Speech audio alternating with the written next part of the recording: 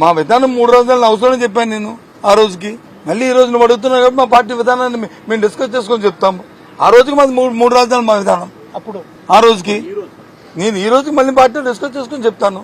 మేము డిసైడ్ చేసి మేము చెప్తాము. ఆ రోజుకి మా విధానం ఇది. అందులో ఇక్కడ శాసన రాజధాని పెడదామని ఇక్కడ వచ్చి తయారు చేద్దామని అనుకున్నాం. ఈ రోజు మీరు అడిగారు కాబట్టి మళ్ళీ ఈ సమస్య మళ్ళీ ముందుకు వస్తే దాని మీద డిస్కస్ చేసుకొని మేము చెప్తాం.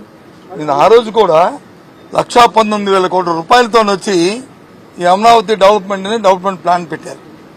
రోడ్లకి, సచివాలయానికి, అలాగే హైకోర్టుకి, అలాగే శాసనసభకి పెట్టారు. పెట్టి ఆ రోజుకి ప్రభుత్వం నేను మున్సిపల్ అడ్మినిస్ట్రేషన్ మినిస్టర్గా సిఆర్డీ నేను ఛార్జ్ తీసుకున్నప్పటికీ 6,000 కోట్లు మాత్రమే ఖర్చు పెట్టారు. ఆ 6,000 కోట్లలో కూడా 2,000 కోట్లు వచ్చి బాండ్స్ రూపేనా, 2,000 కోట్లు వచ్చి స్టేట్ బడ్జెట్ లోను, ఇంకో 2,000 కోట్లు వచ్చి బకాయిలు. అంతే ఆ రోజుకైనా ఖర్చు. అది చూసాం.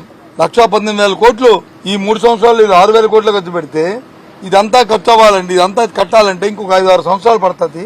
అంటే దీనికి 3 లక్షలు 4 లక్షల కోట్లు కావాలి.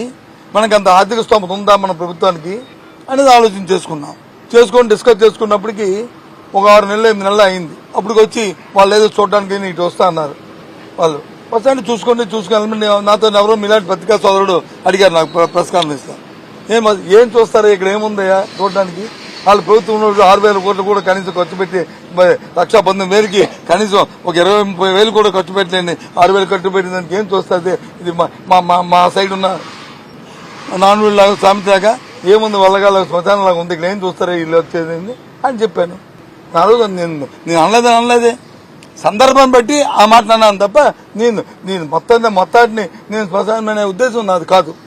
ఆ రోజు చెప్పాను, ఈ రోజు చెప్తాను, రేపు అది చెప్తాను. నా ఉద్దేశం అది కాదు. ఆ సందర్భం అదే మళ్ళీ చెప్పాను. ఆ సందర్భం ఇప్పుడు ఎందుకు వచ్చింది? బడ్జెట్ దీని రిలేటెడ్ ఏంటి అంటే డైవర్ట్ చేయడానికి కదా. ఆ నేపథ్యంలో చెప్పాం. మరి 11,500 రూపాయలు ఎందుకైంది స్క్వేర్ ఫుట్కి? ఇది ఎప్పుడు రేటు? 7 సంవత్సరాల కిందటి రేటు. 7 సంవత్సరాల కింద అంటే ఆ రోజుకి ఈ రోజుకి అంటే ఇవాళ అయితే 20,000 అవుద్ది. ఆలోచించేయండి ఏ రకంగా దోపిడీ జరిగిందో, ఏ రకంగా జరిగే ఆ రోజు కార్యక్రమాలు అనేవి. సో ఏదైనప్పటికీ కూడా మా ఉద్దేశం మనందరం కూడా ప్రజలతో బాధ్యతగా వచ్చాం కాబట్టి, ప్రజలకి మనందరం కూడా జవాబుదారీతనంలో ఉన్నాం కాబట్టి మా బాధ్యత మేము నిర్వర్తించడానికి మేము చేస్తున్నాం. కానీ ఇవాళ అధికార పక్షం బోర్డులో చేస్తూ ఏదైనా అడిగితే మమ్మల్ని పాసింగ్ రిమార్క్స్ చేస్తూ బురద జల్లడానికి ప్రయత్నం చేస్తుంది. ఎంక్వైరీ ఏమంటే ఎంక్వైరీకి దాని దర్యాప్తు జరపడానికి తయారీగా లేదు. ఇది ద్వంద్వ ప్రమాణాలు పాటిస్తున్న విషయాన్ని మీ ద్వారా రాష్ట్ర ప్రధానికి తెలియజేస్తున్నాం.